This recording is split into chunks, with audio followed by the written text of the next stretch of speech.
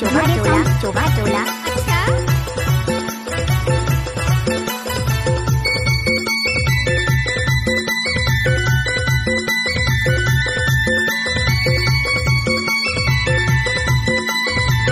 आप लोग को सुना होगी डीजे कमोद कुमार ग्राम चोबा वाले। सूरजमुखी फूले छतेनार हाय सूरजमुखी फूले छतेनार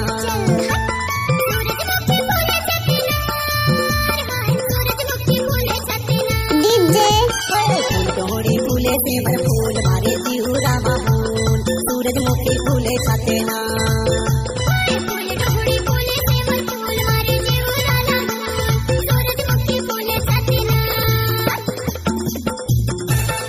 आप सुन रहे हैं डीजे कमोद कुमार ग्राम चोबा टोला वाले। गजब माल है पे कर गई पूरे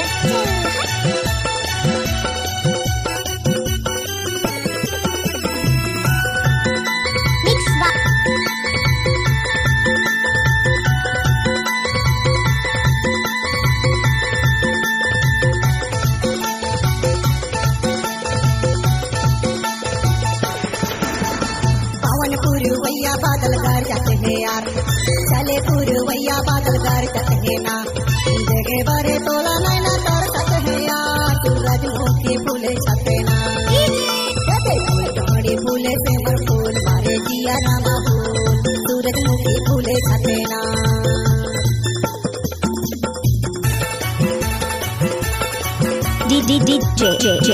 डीजे ढोले साउंड चोबा टोला।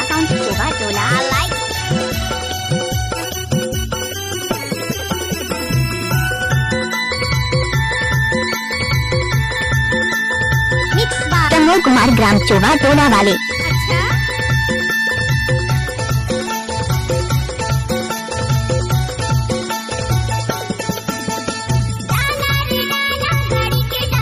अरे चाचा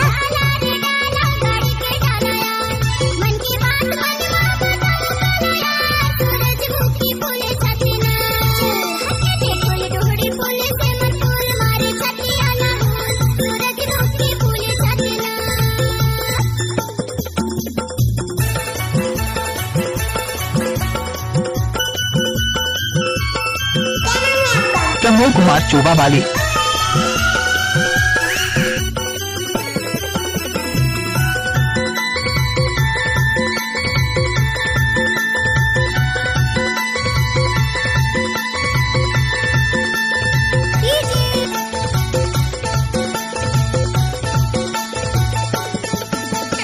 मोटर चलाओ है नीला धरेंगे मोटर चलाओ है नीला धरेंगे कमोद कुमार ग्राम चोबा टोला वाले। सूरजमुखी फूले छते ना डोहड़ी फूले से मर फूल मारे जिया रामा फूल सूरजमुखी फूले छते ना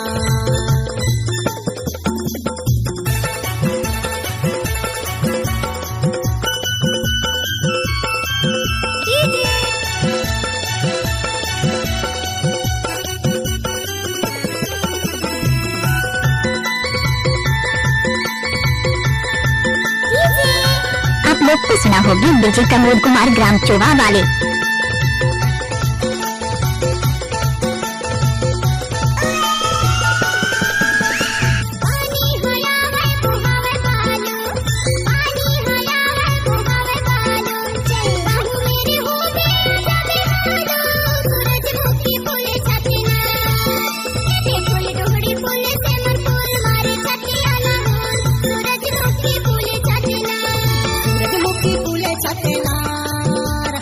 सूरजमुखी फूले छते ना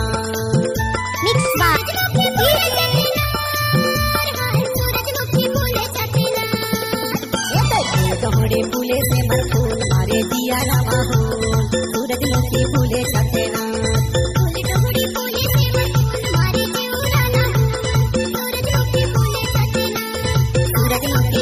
छते ना ढोले साउंड चोबा टोला।